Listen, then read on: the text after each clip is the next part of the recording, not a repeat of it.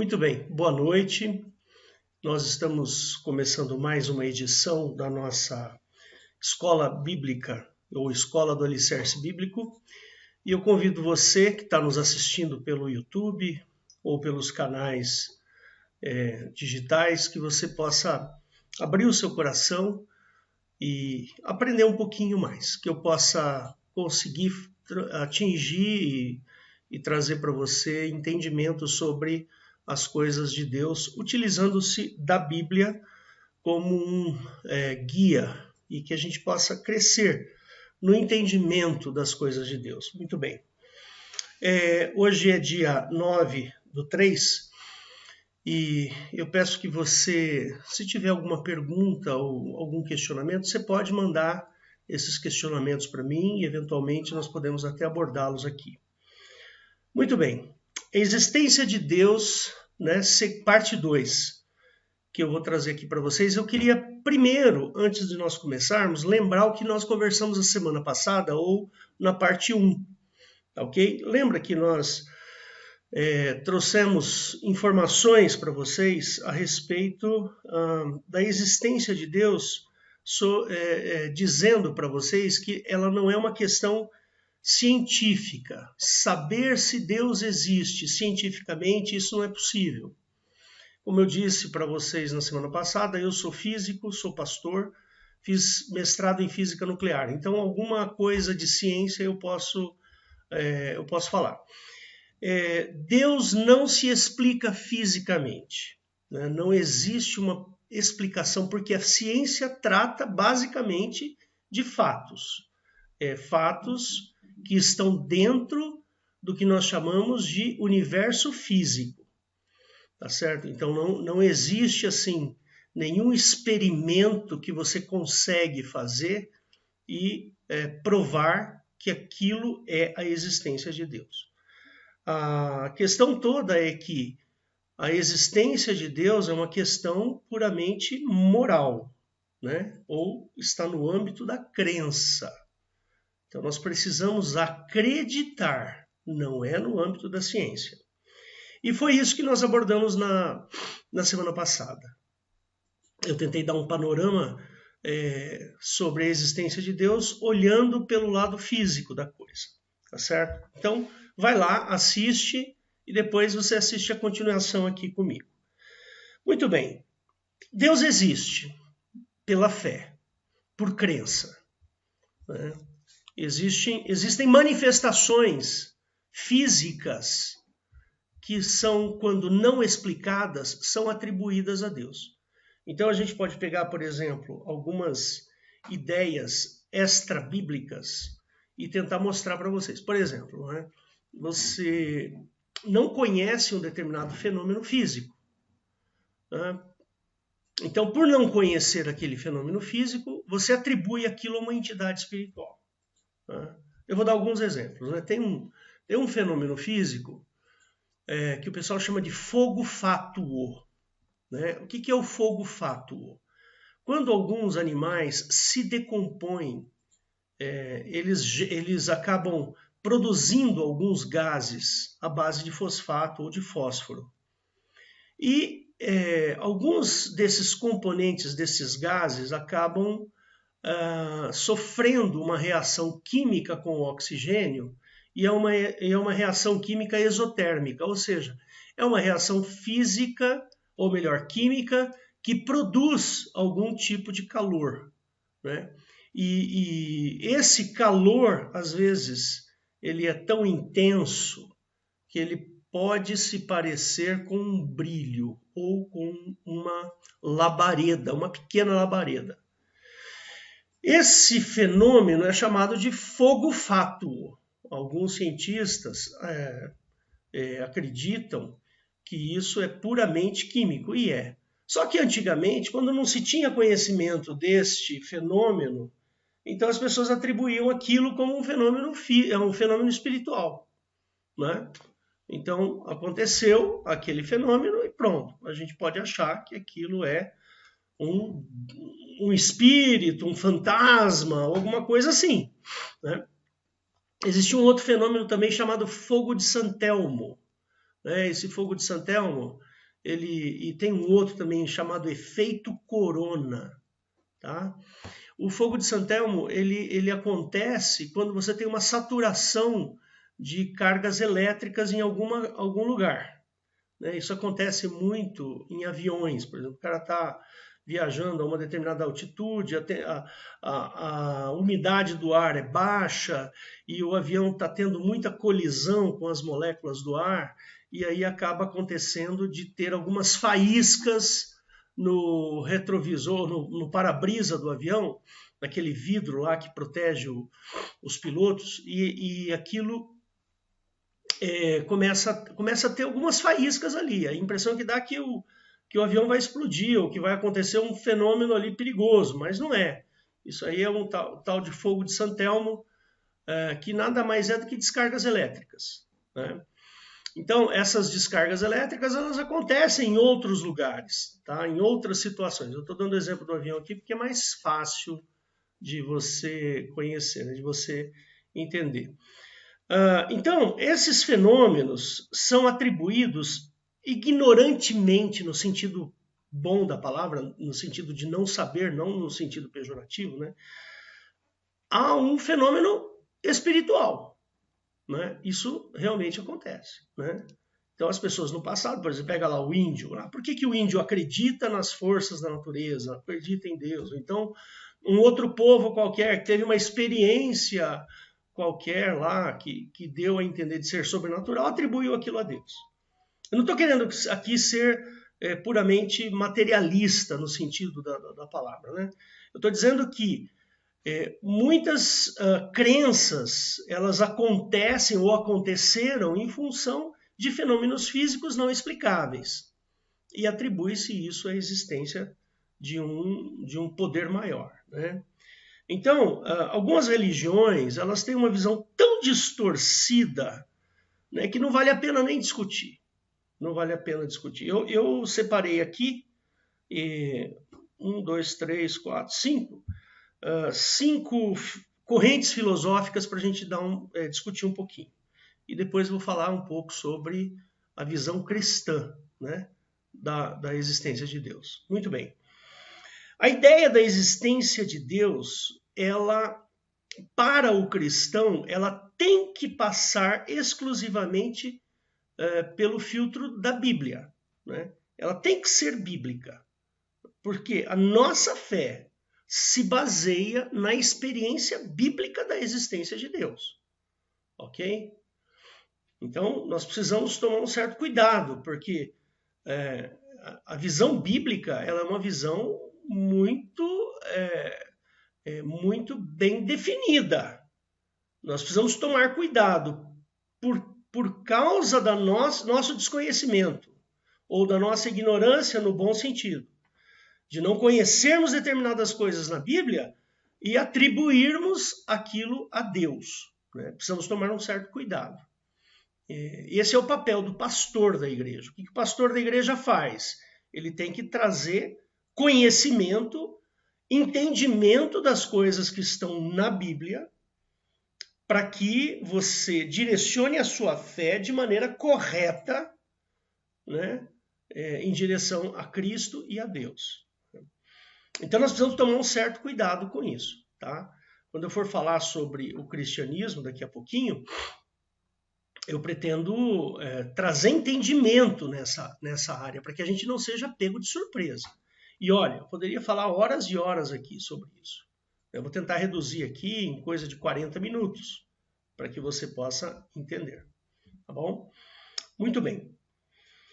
Existem algumas crenças que levam, ou que nos levam, ou levam as pessoas ao entendimento errado sobre Deus. Sobre o filtro bíblico sobre Deus. Então toma cuidado, eu quero trazer entendimento para você nisso daí. Eu separei 5 crenças ou 5 linhas filosóficas para que a gente possa aqui discutir. Uma delas é o agnosticismo. A palavra agnosticismo significa negação das coisas divinas, ou das coisas possivelmente divinas. Um sujeito agnóstico é uma pessoa que não crê, não é um ateu, é uma pessoa que não crê que Deus possa fazer alguma coisa, tá ok? É a capacidade humana, que nega a capacidade humana em conhecer a Deus. Esse é o agnóstico. Ou seja, nós não temos capacidade de entender, de conhecer a Deus. Como Deus é infinito, Deus é um ser extremamente grande ou infinito, e a nossa mente é uma mente pequena, uma mente finita. Então nós não temos a capacidade de conhecer a Deus. Isso é o que diz o gnosticismo ou o agnosticismo. Tá? Tudo bem? Precisamos tomar cuidado para não sermos levados a esse pensamento. Esse pensamento é um pensamento anticristão. Tá? Já estou te avisando. É um pensamento totalmente anticristão. Sim, a nossa mente é limitada. Né? Sim, nós temos dificuldades para entender as coisas de Deus. Mas nunca se esqueça que Jesus Cristo revelou o Pai. Ou seja, Jesus Cristo trouxe à luz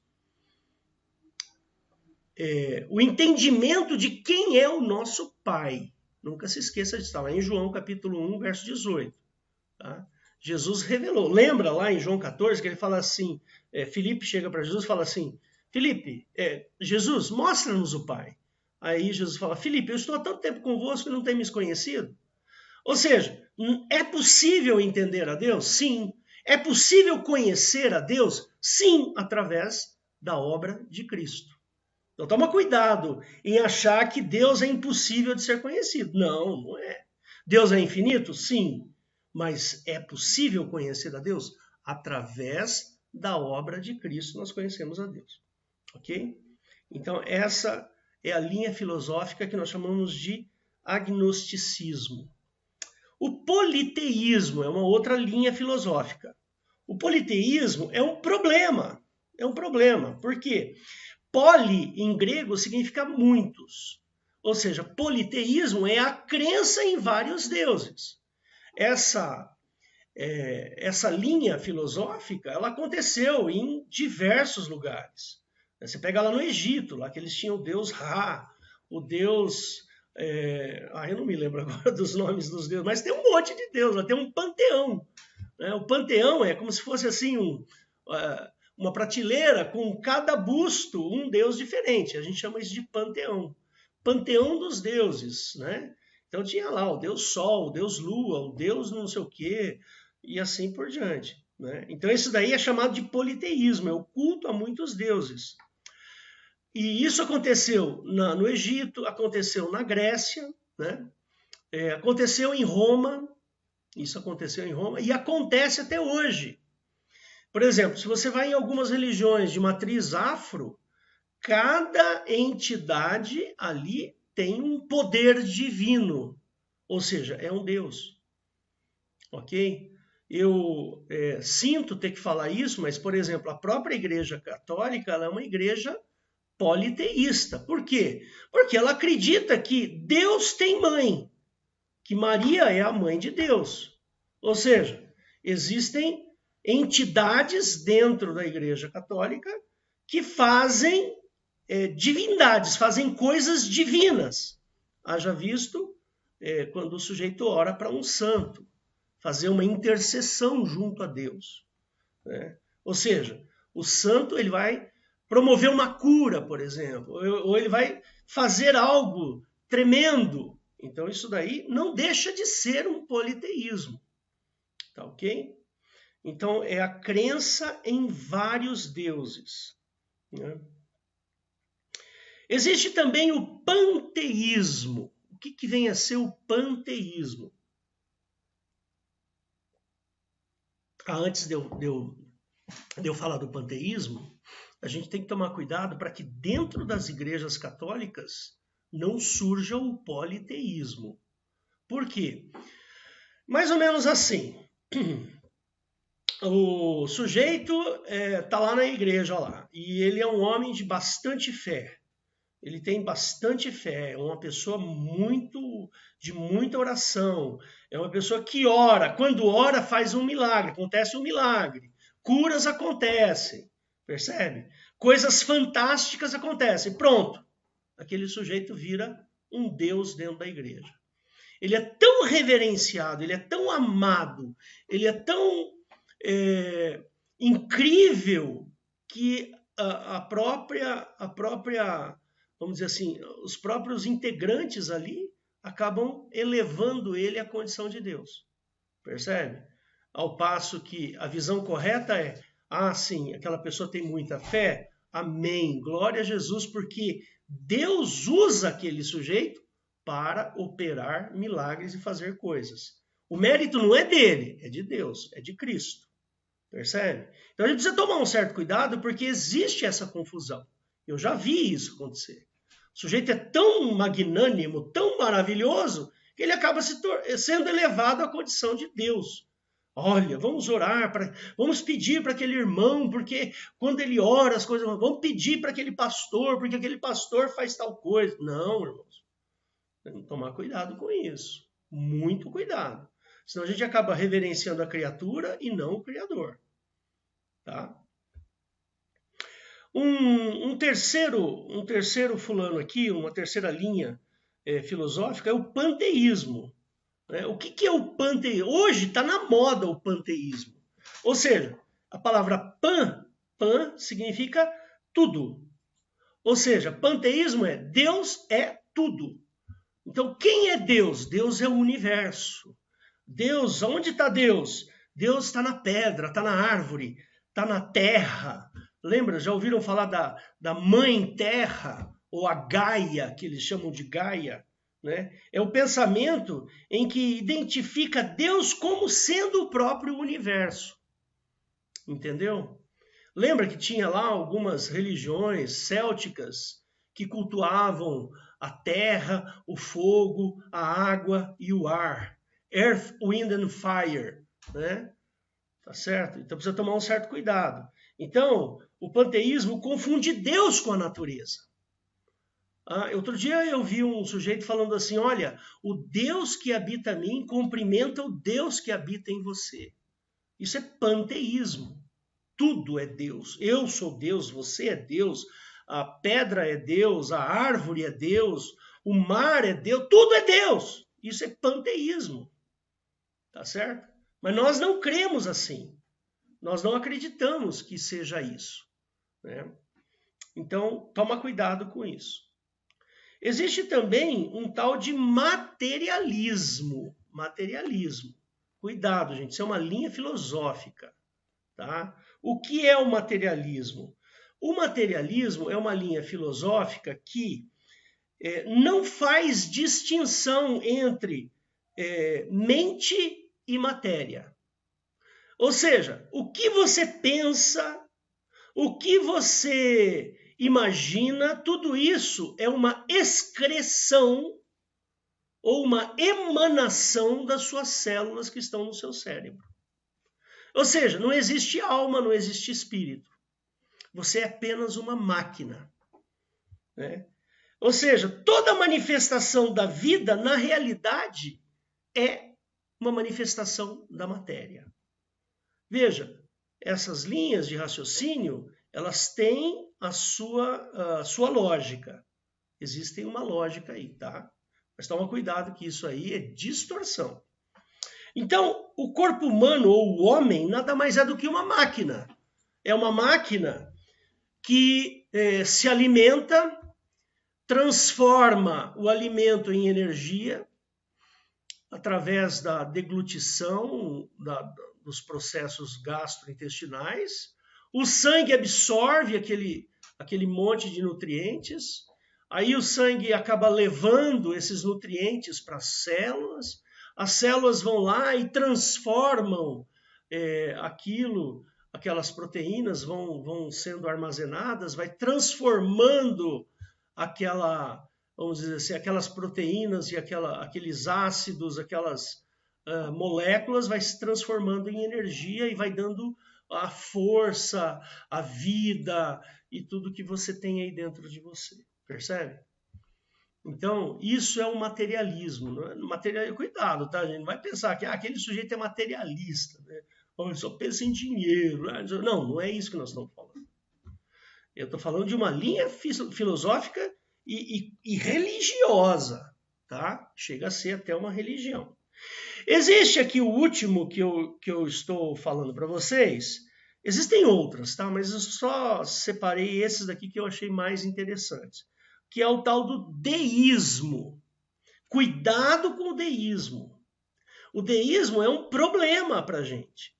Assim como o panteísmo e o politeísmo também é um problema. O materialismo nem tanto, a gente nem se contamina muito com o materialismo, né?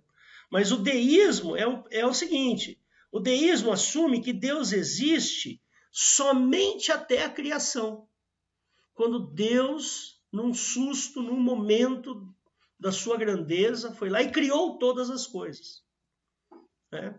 E a partir desse momento, Deus deixou o universo à sua própria sorte. E ele fica sendo regido pelas leis naturais. E Deus não interfere, ele não faz mais nada. Ele gastou tanta energia divina criando o universo que ele está descansando até hoje, vai descansar pela eternidade, não vai fazer mais nada. Essa é a ideia do tal do deísmo. Deus criou, largou lá, foi embora e está lá o universo até hoje. Tá? Acontecendo. As coisas estão acontecendo. Tá certo? Toma cuidado com essa visão. Tá? Toma muito cuidado, porque essa visão ela é perigosa. Tá? Ela é perigosa. Por quê? Porque um sujeito ele pode tentar te convencer de que como o mundo é tão cruel, ele é tão podre, tem tanta miséria, tem tanta desgraça, tem tanta coisa ruim, que Deus não pode estar nesse negócio. Deus deve ter ido embora. Tá vendo? Uma visão deísta da coisa. Tá certo? Esse pessimismo em olhar a humanidade, olhar o homem, uma situação tão desgraçada, é uma visão deísta. Toma cuidado com isso. Tudo bem até aqui, né? Acho que está tranquilo. Ó, eu falei de agnosticismo, politeísmo, panteísmo, materialismo e deísmo. 5 itens aqui. E agora vamos para a parte mais interessante. Eu queria que você abrisse a sua Bíblia em Tiago, capítulo 4. Eu vou abrir aqui e vou compartilhar a tela com você, tá? Então, só um segundinho para eu me acertar aqui. E vou aqui fazer assim e vou compartilhar. Pronto. Agora você está vendo aqui Tiago, capítulo 4. Eu vou aumentar aqui o tamanho da letra para ficar mais fácil quem estiver usando o celular. Então, 4, do verso 6 em diante até o 10.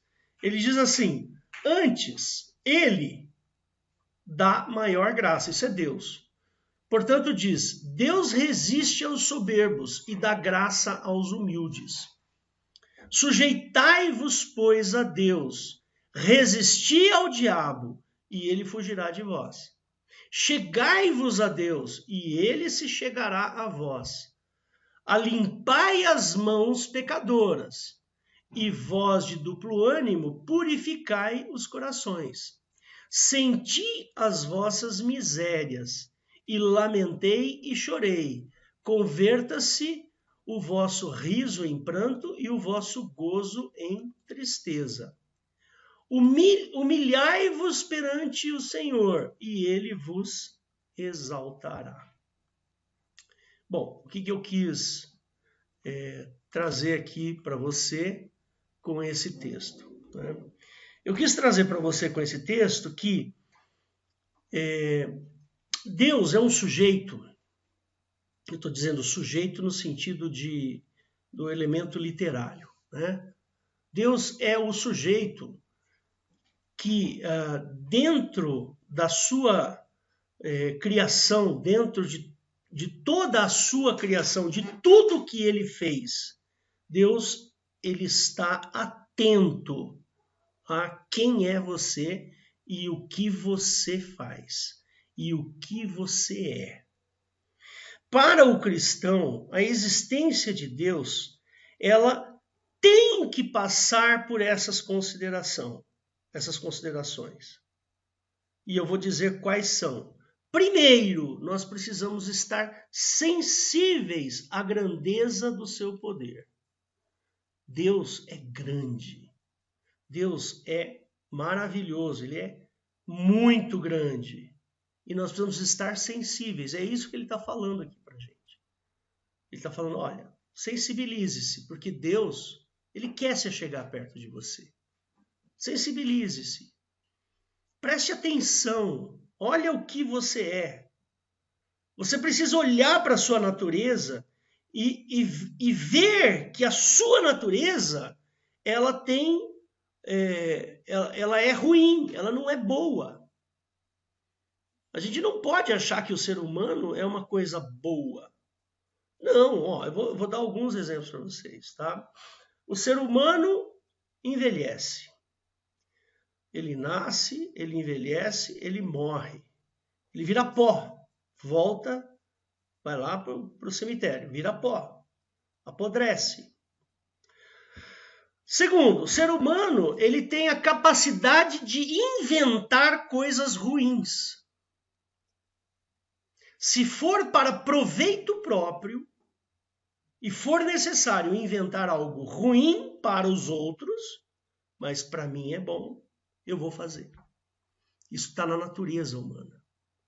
O homem, lá quando... Se você for ver, por exemplo, uma criança, a gente costuma dizer, eu sou professor, né, e eu estou sempre nesse meio pedagógico, tal, a gente costuma dizer que a criança ela é cruel. Existe uma crueldade muito forte na criança. Você pega uma criança de 2 anos, ela é egocêntrica. É tudo dela, é tudo para ela. Ela, a mãe, por exemplo, é uma extensão do corpo dela.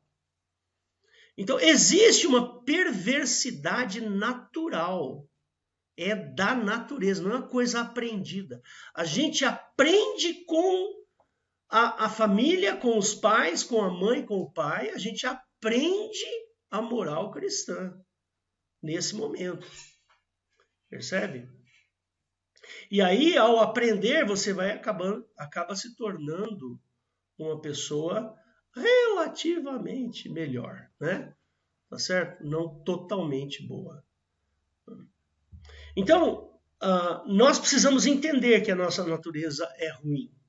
Quando a gente entende isso, e quando a gente fica sensível à grandeza de Deus, aí nós começamos a entender que Deus existe. É a partir desse ponto que a gente começa a ver que Deus existe. Por quê? Porque você dá liberdade para que ele atue em você. Percebe? O sujeito que se acha bom, magnânimo, maravilhoso, bonito, Deus não precisa fazer nada. Se o cara tem saúde, está bem, tem dinheiro, etc. Para que Deus vai mexer? Deus não vai mexer com isso. Para quê? O cara se sente bom mesmo, deixa ele viver a vida dele. Percebe? Mas quando a gente se humilha e toma consciência da maldade em que nós somos criados, quando a gente se humilha e descobre que Deus pode mudar o nosso coração, você começa a entender a existência de Deus. O cristão ele precisa estar atento à impossibilidade de termos a essência modificada por atitude própria. Então você precisa entender que você não consegue se mudar de atitude. Percebe? A gente sempre quer melhorar, mas em algum momento a gente volta para trás. A gente pratica o mal. Percebe? O sujeito quer fazer o bem. Ele quer melhorar, ele quer crescer, ele quer moralmente ser uma boa pessoa. Mas em algum momento ele pratica o mal. Ele retorna. Percebe?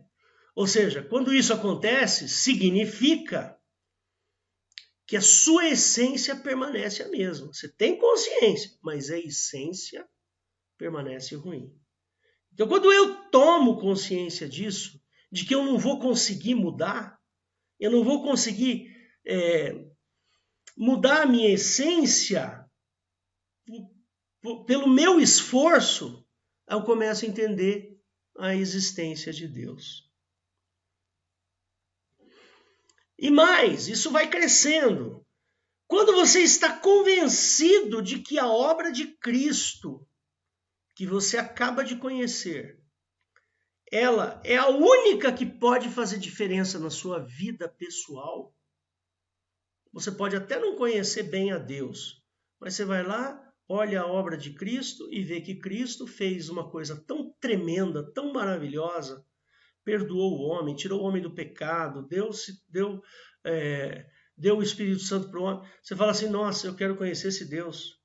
Eu quero, porque existe um Deus. Se Cristo fez tudo o que ele fez, Deus existe e Deus é bom. Quando isso acontece, você começa a entender a existência de Deus. Percebe? Aí você olha mais ainda a obra de Cristo, mais ainda, mais profundamente. Aí você vê que Cristo é a fonte de todo o amor. Né? Aí você fala, eu quero esse amor de Cristo na minha vida. Eu quero. Eu vou procurar esse amor dentro de mim. Vou procurar, ver se eu encontro. Percebe? Aí você não encontra. Aí você fala assim, mas eu quero o amor de Cristo. Eu quero que esse amor venha até mim. Pronto, você está começando a desenvolver a existência de Deus. Percebe? E mais, quando você olha para a sua pequenez, se é que eu posso usar esse termo, fica até meio estranho, né? Mas quando você olha para você e vê o quão pequeno você é, o quão insignificante você é, e que a morte pode te levar em breve, em algum momento, você pode ser morto, ou por uma doença, ou por um acidente, ou por qualquer motivo. A qualquer instante você pode morrer. Aí você fala assim, puxa vida, mas o que vai acontecer depois que eu morrer? Como é que será essas coisas depois que eu morrer? Percebe? Quando você começar a entender isso, que você precisa de Cristo para atravessar esse momento, você está crendo em Cristo. E a existência de Deus passa a fazer sentido para você. Percebe? A morte, ela está reservada. Perdão, falei errado. O pós-morte está reservado para aqueles que amam a Cristo. Então, existe uma promessa. Cristo nos dá essa promessa. Ele chama isso de vida eterna. Então, no dia que você morrer, né, quando chegar o seu momento, o Senhor Jesus vai ressuscitar você da mesma maneira que ele ressuscitou. E assim você vai partir para a vida eterna, com ele para sempre. Percebe a existência de Deus? Ela tem que passar por esses detalhes. A ciência não pode, a ciência não explica isso. Tenta equacionar matematicamente a obra de Cristo na cruz. Aquilo que aconteceu com Cristo. Não dá, não tem matemática. E olha, eu vou dizer para você, eu já arrisquei a dizer isso uma vez, Jesus foi o sujeito mais engenhoso que existiu na face da Terra. Existe uma lógica tão perfeita na obra de Cristo que nenhum matemático na face da Terra conseguiria equacionar essa lógica. Ela é extremamente simples e extremamente eficaz.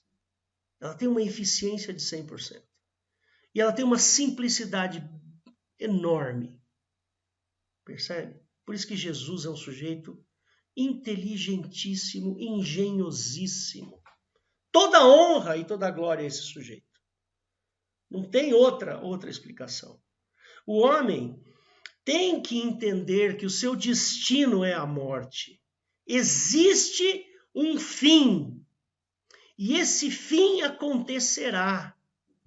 De alguma maneira, você vai morrer. Você pode morrer de duas maneiras, crendo ou não crendo. Percebe? Eu diria que é muito mais vantagem você morrer crendo do que você morrer não crendo. Eu entendo que a vida que eu tenho hoje, aqui, respirando, essa que sai o arzinho aqui do meu nariz, a comida que eu como, isso que eu vivo aqui hoje tem fim, vai acabar. E existe uma futilidade muito grande nesse raciocínio. É fútil.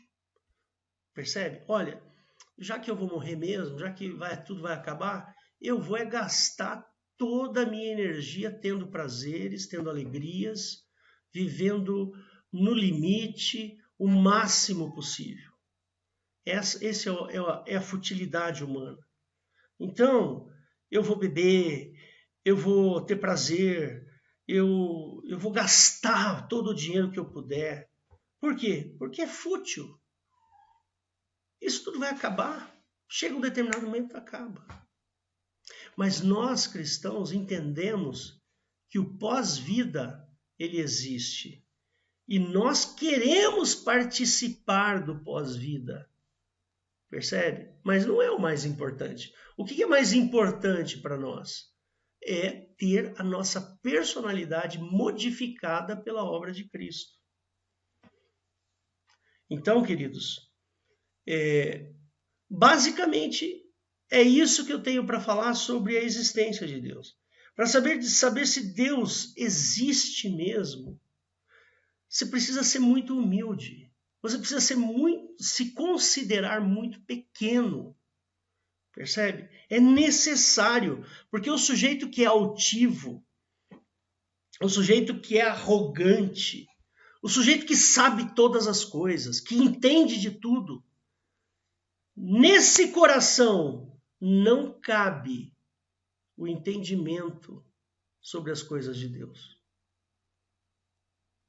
Então, se você quer realmente conhecer a Deus, entender quem é Deus, coloque-se numa posição pequena, humilde. Achegue-se a Deus e Ele se achegará a vós. Tá ok? Ele vai chegar até você. Você precisa dar o primeiro passo. E uma das coisas que a gente quer com essa escola do alicerce bíblico é justamente alinhar você ao entendimento correto da Bíblia. Porque nós temos uma tradição, um entendimento das coisas sobre Deus que está extremamente permeado ou contaminado com ideias, né? Com ideias católicas, espíritas. Nós precisamos entender que cristianismo não é catolicismo, cristianismo não é espiritismo, cristianismo não é panteísmo ou politeísmo, cristianismo não é deísmo, percebe? Cristianismo precisa ser entendido para que você creia corretamente. Então, a obrigação minha é levar esse entendimento até você. Abrir o jogo de verdade para que você creia corretamente, não pela metade. Eu tenho que acreditar que você tem capacidade de entender. Não simplesmente achar que você é um sujeito tão medíocre, tão ignorante e que não tem a capacidade de entender. Não. Tem até uma história interessante, né? Quando eu me casei com a minha esposa, Rosana, nós tínhamos uma empregada, a Dona Maria. A Dona Maria era uma senhora muito, muito simples. Eu acho que até o pastor Valdo conheceu a Dona Maria. Então, essa mulher, ela era uma mulher muito crente, mas não sabia ler uma vírgula. Não sabia o que estava escrito na Bíblia, porque não conseguia ler, não sabia ler. Era analfabeta. E essa mulher, ela foi tão inspirada por Deus aqui na minha casa. Ela vinha aqui e ela falava cada coisa, irmãos, que só podia ser de Deus. Não podia ser de outra pessoa. Não era do raciocínio dela, era Deus operando. Então, Deus pouco se dá pelo tanto de que você entende. Se você é uma pessoa extremamente inteligente ou se você é uma extremamente burra, desculpa falar esse termo, ou se você é uma pessoa extremamente ignorante, não importa, basta que haja no teu coração humildade e se achegar a Deus e falar: Deus, eu quero aprender de ti. Eu quero. Amém? É isso aí que eu tinha para falar. Eu vou parar a gravação aqui e vou abrir para perguntas. Só um instantinho.